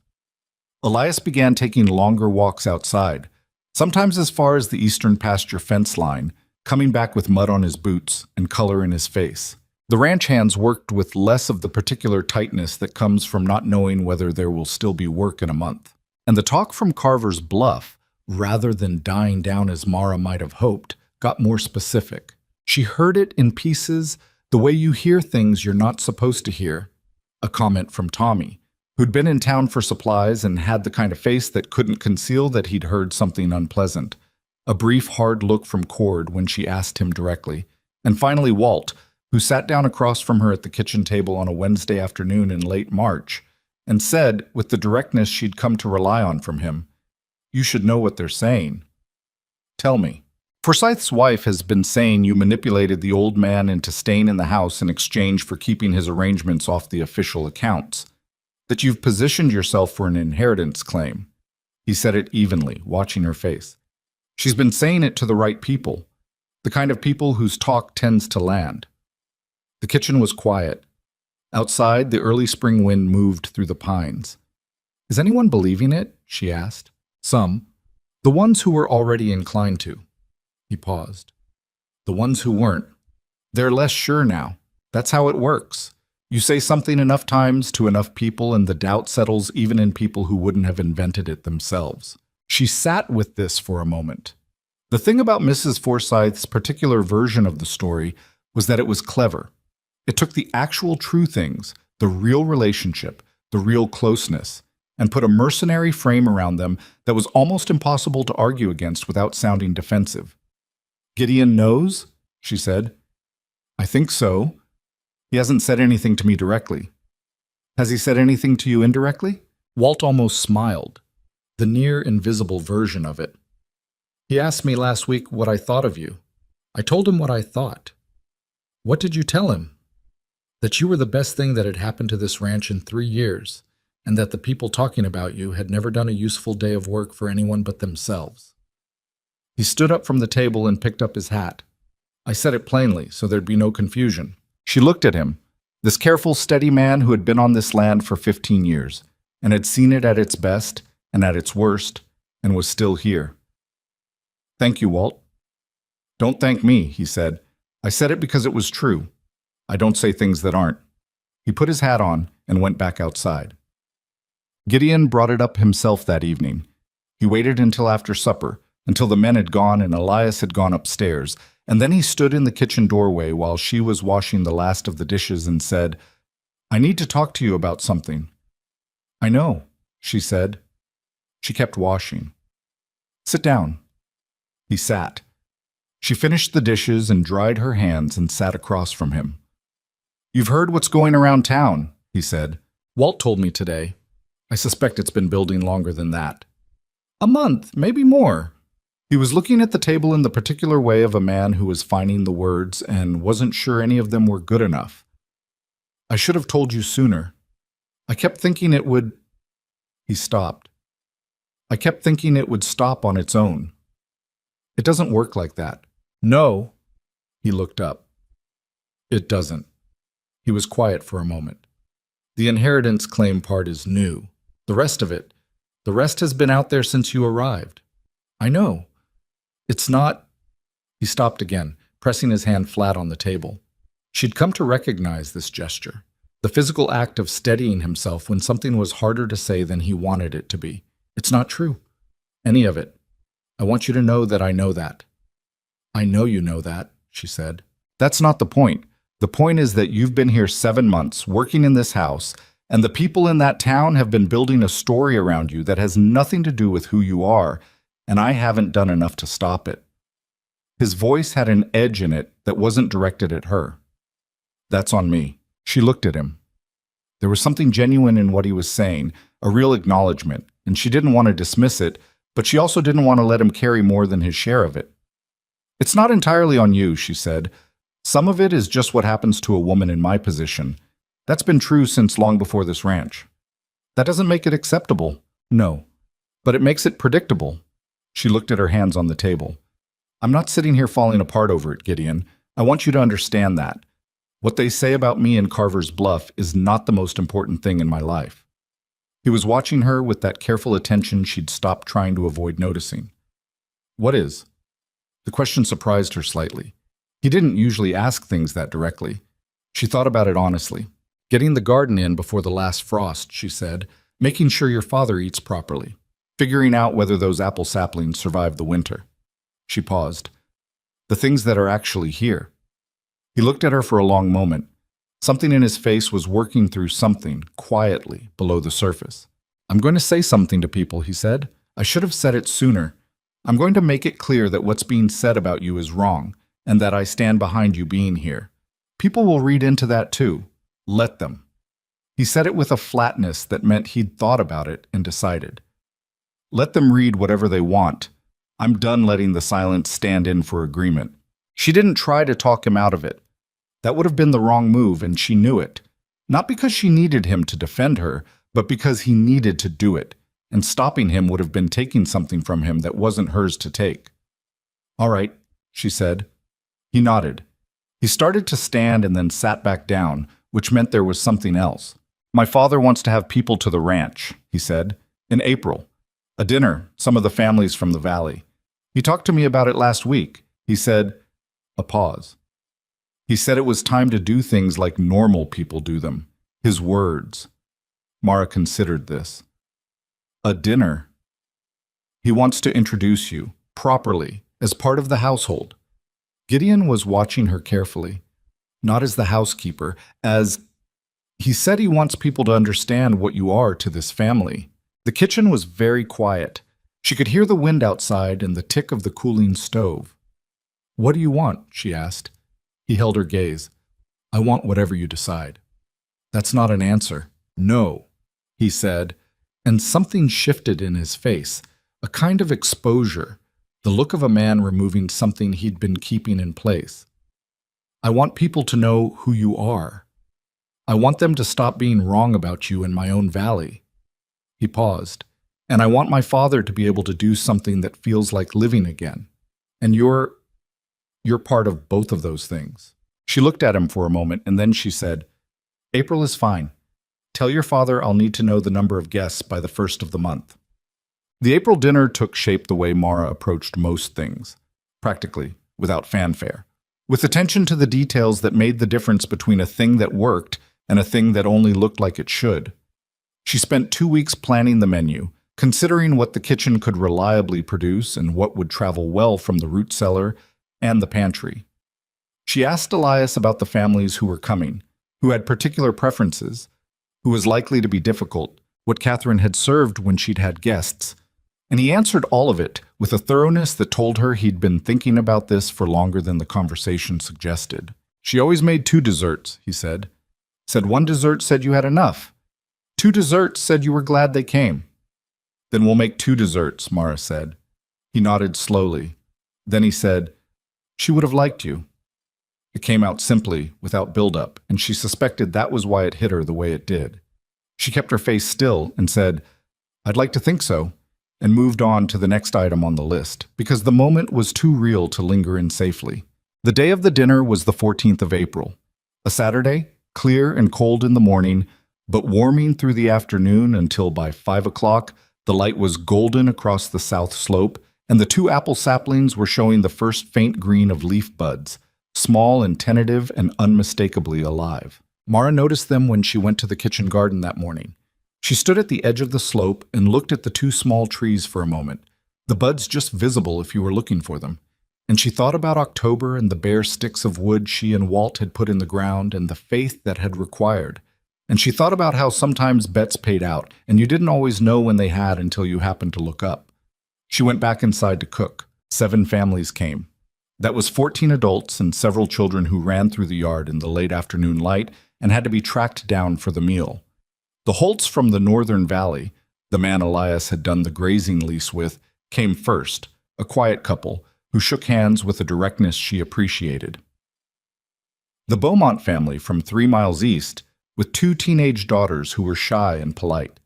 A rancher named Greer and his wife who ran sheep, not cattle, and who Elias had known for 20 years and greeted with the warmth of someone recovering the knowledge that he still had friends. And others, faces she'd been hearing described without seeing, people who represented the larger community the ranch had been part of before grief had contracted Elias's world to the size of 1 room. Mrs. Forsythe was not invited. Gideon had been direct about that. The house was the best she'd been able to make it. The main room opened up, the table extended with a board Gideon found in the barn, and sanded smooth, the tablecloths from the trunk in the spare room finally in use.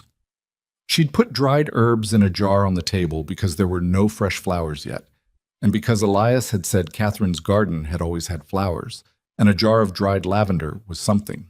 She served the food and moved between the kitchen and the table, and was so occupied with the practical management of feeding 20 people from 1 kitchen that she had almost no attention left over for self-consciousness.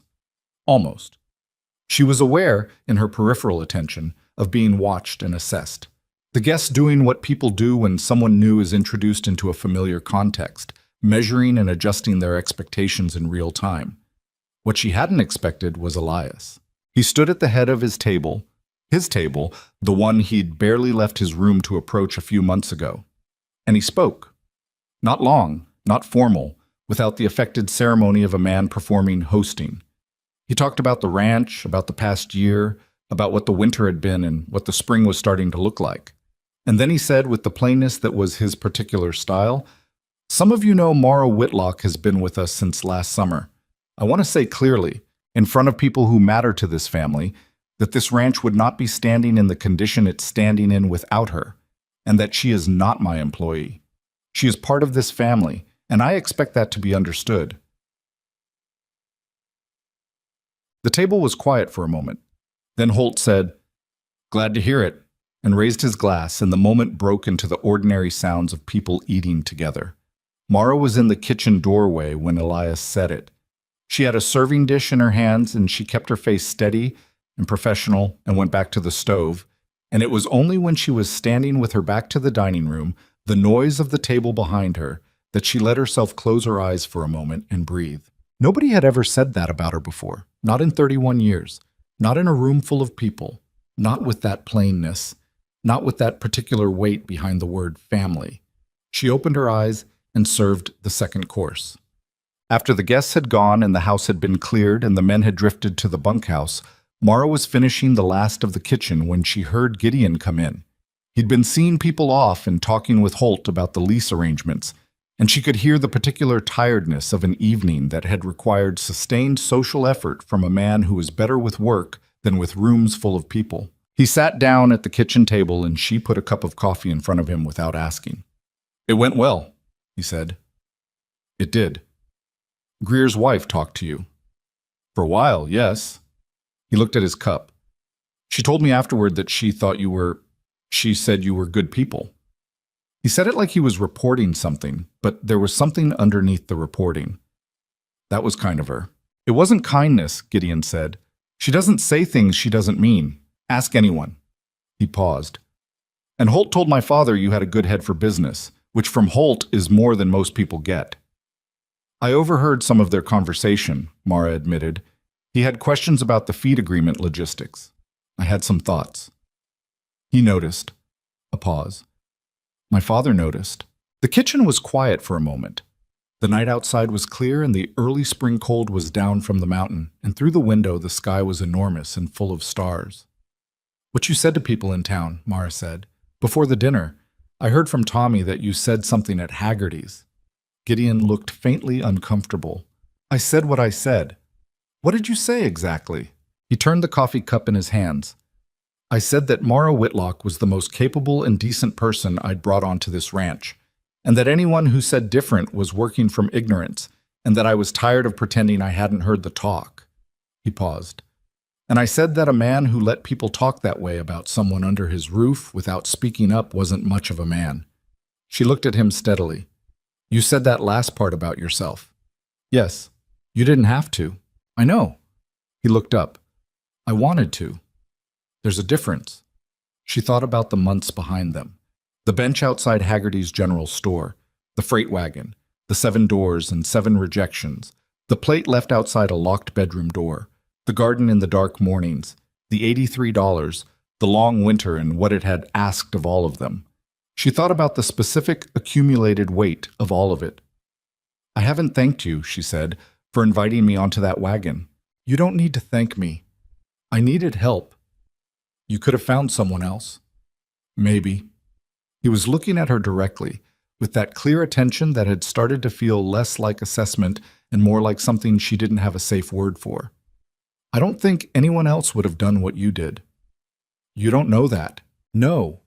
But I know what you did, and I know why it worked." He paused. "Because it wasn't strategy. You weren't running a plan. You were just doing what needed doing, and then doing the next thing after that. Like you actually cared what happened here." He stopped. "Like this was yours too." The silence between them had the quality of something that had been coming for a while and was now very close. "It started to feel that way," she said carefully. "After a while." "And now?" She looked at him. She understood what he was asking, and she understood that she could answer it in 2 ways. The careful way that kept things manageable and safe, or the honest way that cost something. She'd spent a long time keeping things manageable and safe. She'd gotten quite good at it. "Now," she said slowly, "it feels like home, which is not something I say easily and not something I've said in a very long time." He was very still for a moment. Then he said, quietly, "Good." And the simplicity of it was more than a larger word would have been. He finished his coffee and said goodnight and went to bed. She stayed in the kitchen for a while longer, the house quiet around her, the mountain enormous in the dark beyond the window. In the main room, the tablecloth was still spread over the long table, the jar of dried lavender sitting at the center of it. The remnants of an evening where people had eaten together and the family that lived here had been called what it actually was. She washed the last cup and put it away and blew out the lamp. On the south slope, the apple saplings held their small first leaves in the dark, breathing in the cold spring air, doing the slow, patient work of becoming what they were going to become. She was not waiting anymore. She was here. That was the thing she hadn't known how to believe for most of her life. And now, in this dark kitchen, in this high mountain ranch, she found that she believed it with a steadiness that didn't require any proof. She was here, and here was home. Spring came to the Ashcroft Ranch the way it always came to that high country. Reluctantly, in fits and starts, with cold nights that refused to fully surrender and warm afternoons that promised more than they could yet deliver. The snow retreated up the mountain in patches, leaving the pasture land dark and wet underneath, and the creek that ran along the eastern boundary swelled with the melt and ran loud and brown for 3 weeks before settling back into itself. Mara planted the garden in the second week of May. The soil was ready.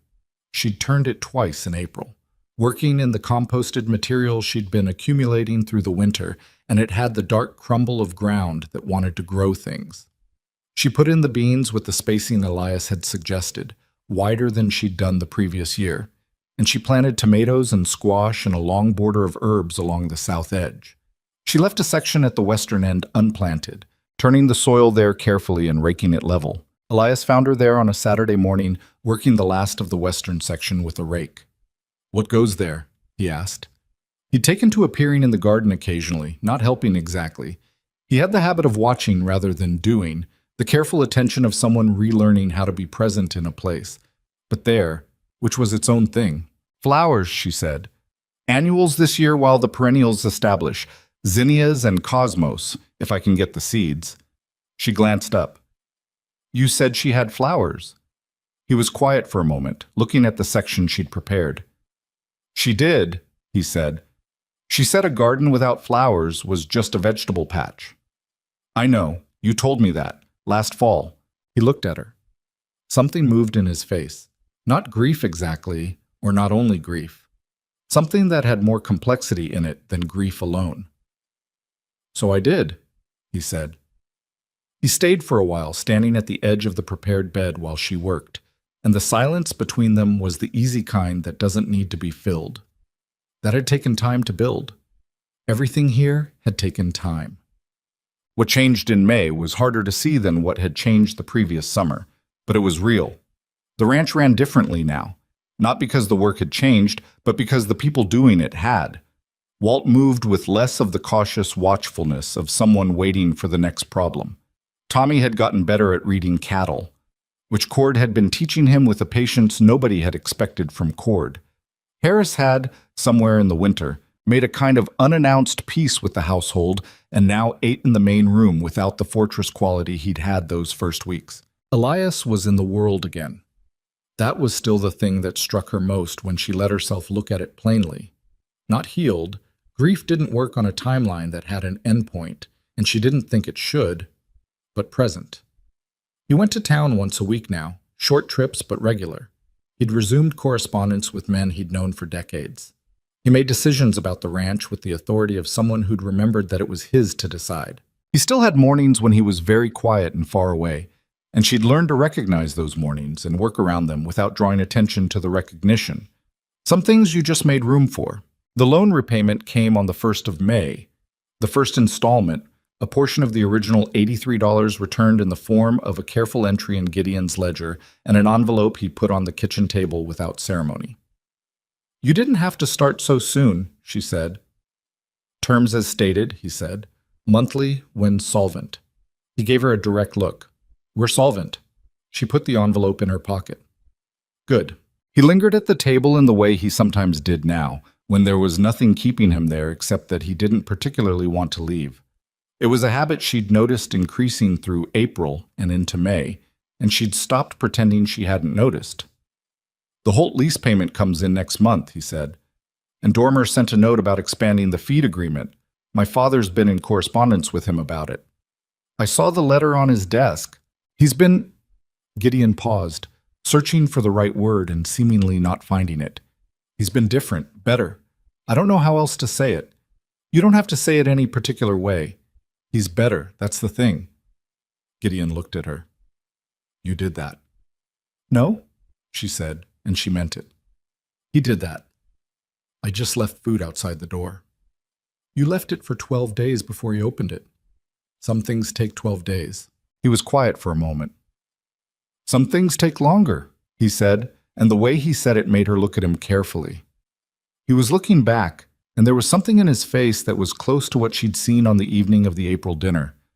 That exposure, the look of a man who'd decided something and was trying to work up to showing it. She waited. "I'm not good at this," he said. "At what?" "At—" He made a short, slightly helpless gesture that she'd never seen from him before, and it was so unlike his usual contained manner that it almost made her want to smile. "At saying things that are difficult to say. I'm better at just doing what needs to be done." "Then do what needs to be done," she said. He looked at her for a long moment. Then he said, "Come outside. I want to show you something." He walked her to the south slope, past the kitchen garden, and up the gentle grade to where the 2 apple saplings stood. They were no longer bare sticks. They'd leafed out fully over the past weeks, small and irregular and not impressive by any standard, except the one that mattered. They were alive. They'd made it through the winter and come out the other side, which was more than anyone could say with certainty when they'd gone in the ground. The cottonwoods at the upper edge of the property were in full spring leaf, the light coming through them in the particular pale green way it does when the leaves are new. The mountain above was still half snow-covered, vast and indifferent, but the air at the lower elevation was warm and smelled of wet earth and growing things. Gideon stood near the saplings and looked at them and then looked at her. "I was trying to think of the right place," he said. "For what?" He reached into his jacket pocket and brought out something small. A ring, plain and silver, simple in the way of a thing chosen because it was right rather than because it was impressive. He held it in his palm and looked at it for a moment like he was still deciding, and then he looked at her. "I know I'm not easy," he said. "I know I'm quieter than most people and more stubborn than is useful, and I spent the better part of a year not knowing how to talk to my own father." He paused. "I know this ranch nearly went under and might again. I know they're still not certain. Nothing up here is ever certain." She waited. He wasn't done, and she knew he wasn't done. "But you came here when it was broken," he said, "and you stayed when you didn't have to, and you put money you'd been saving for years into the ground of a ranch. You'd been here 4 months, and you didn't even—" He stopped. "You didn't even hesitate. I watched you decide, and you didn't hesitate." "I hesitated for 2 days," she said. "You didn't let it show." "That's different from not hesitating." He looked at her with a fractured version of the almost smile she'd been accumulating since last summer. "That's what I mean," he said. "That's exactly what I mean. You're the most honest person I've ever had a conversation with, and the most stubborn, and the most—" He stopped again and looked at the ring in his hand. "I'm not doing this well." "You're doing fine," she said, and her voice was quieter than she'd planned for it to be. "Mara?" He looked up. "Will you marry me?" He said it without the rising inflection. Not a question exactly, or not only a question, but something more like a statement of what he thought should happen, offered up for her judgment. That was so thoroughly like him that something in her chest loosened in a way she hadn't known it was still holding. She looked at the ring, she looked at the apple trees. She looked at this man standing on the slope of his mountain ranch with his jacket slightly dusty from the barn, and his hair needing cutting, and his careful, level eyes that had always seen more than they acknowledged. She thought about the bench outside Haggerty's general store, the 7 doors, the freight wagon, the 12 days of plates left on a hallway floor, the garden in the dark mornings, and the $83, and the long winter, and all of it, every piece of it, the accumulation of a year that had gone from the worst kind of ending to something she didn't have a word for yet. "Yes," she said. He let out a breath that told her he hadn't been entirely sure, which she found unexpectedly moving, that he could stand here and ask and still not be entirely sure that he'd asked anyway. He put the ring on her finger. It fit well enough. Not perfectly, but well enough, which was about right. They stood on the slope for a while without saying much. Below them the ranch spread out in the spring light, the house, and the barn, and the bunkhouse, and the garden, and the fenced pasture where the cattle were distant brown shapes moving slowly in the grass. The cottonwoods moved in the warm air. The mountain held its snow above all of it, patient and enormous. "Your father," she said after a while. "He knows I was going to ask. He's the one who suggested the cottonwood slope." She looked at him. "He knew." He said— Gideon paused. He said my mother would have liked you. He told me not to be an idiot about it. She turned to face the mountain so he wouldn't see her expression for a moment. The wind moved her hair and the light was warm on her face, and she stood there and let herself have it. The full weight of it, the realness of it, without managing or containing or protecting herself from it. She'd spent a long time not letting herself have things fully. "All right," she said when she trusted her voice again. "Then let's not be idiots about it." The wedding was in June, small and plain, held on the ranch itself because neither of them wanted a church, and neither of them wanted Carver's Bluff managing the occasion. Walt stood for Gideon. A woman named Ruth Holt, who'd become something approaching a friend over the spring, stood with Mara. Elias sat in a chair they'd carried out to the slope and watched the whole thing with the specific stillness of a man who was feeling something large, and had decided that stillness was the right response to it. Tommy cried, which he was embarrassed about, and Cord told him plainly that there was nothing embarrassing about it and then looked away quickly himself. Harris shook Gideon's hand afterward with both of his own and said, "Good," which was as eloquent as Harris ever got and probably meant more for that. After, there was food. Of course there was food. This was Mara's household, and food was how she showed the things she didn't always have words for.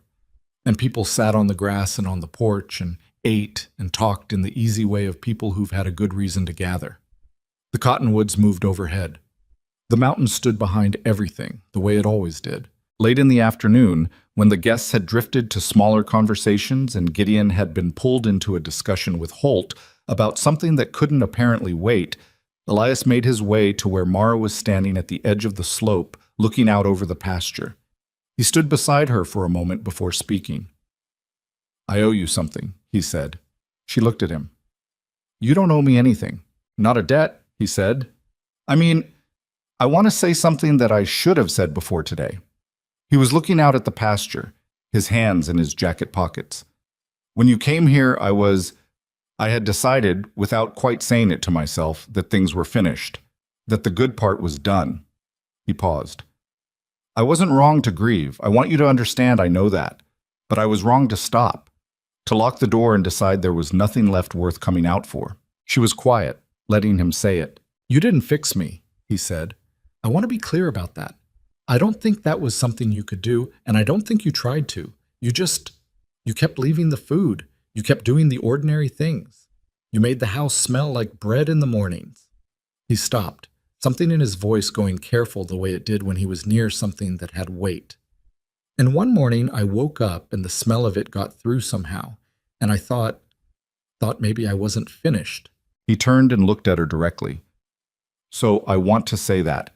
I want to say that you gave me that, without trying to, and I don't intend to let that go unsaid."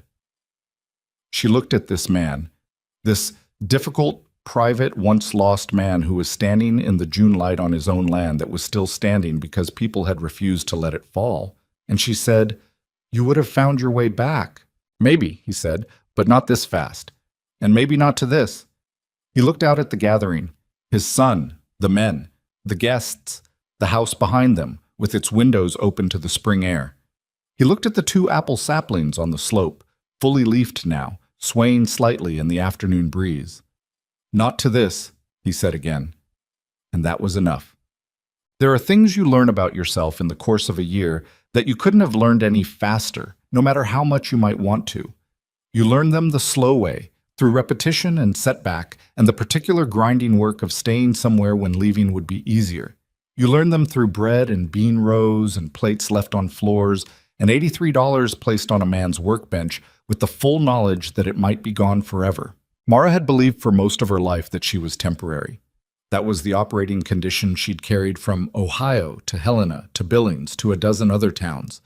That she was the kind of person who passed through other people's lives without leaving enough of a mark to be missed. That her size and her plainness and the space she took up in a room were disqualifying in ways she couldn't argue against, only absorb. That permanence was for other people, people who looked different or came from different places or had something she'd missed getting. She'd been wrong about that. Not wrong in the way that felt like a relief.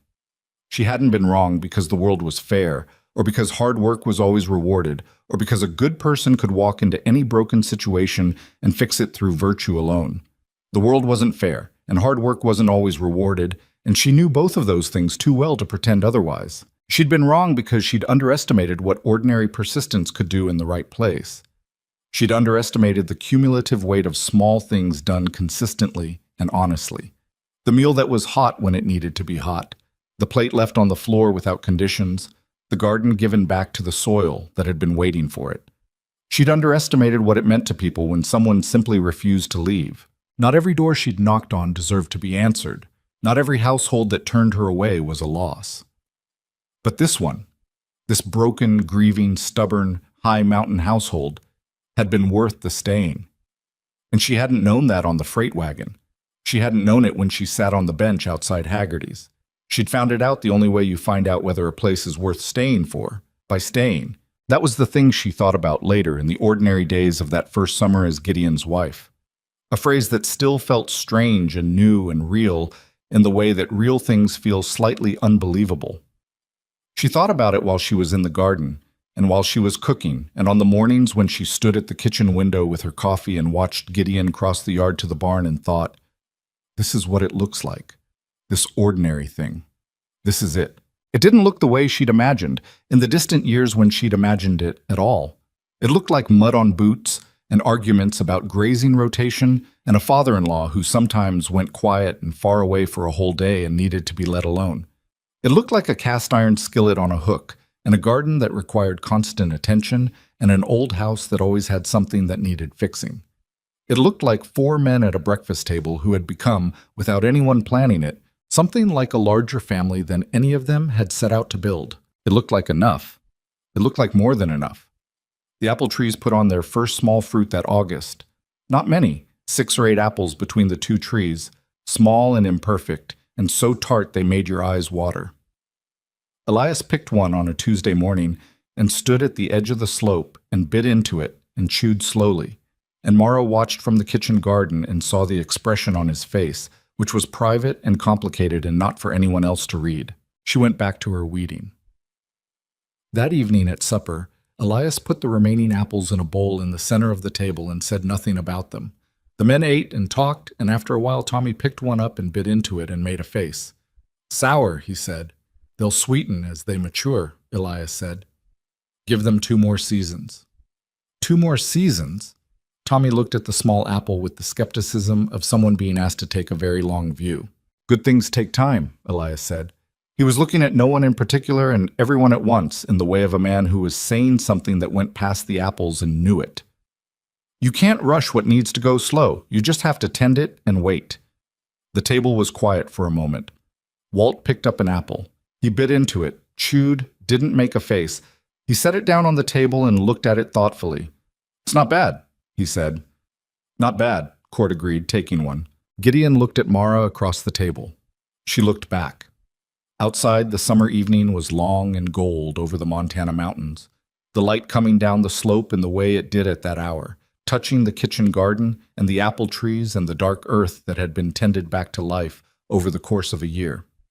The Ashcroft Ranch stood as it had always stood, imperfect, expensive to maintain, too far up the mountain, and absolutely worth every bit of what it had cost.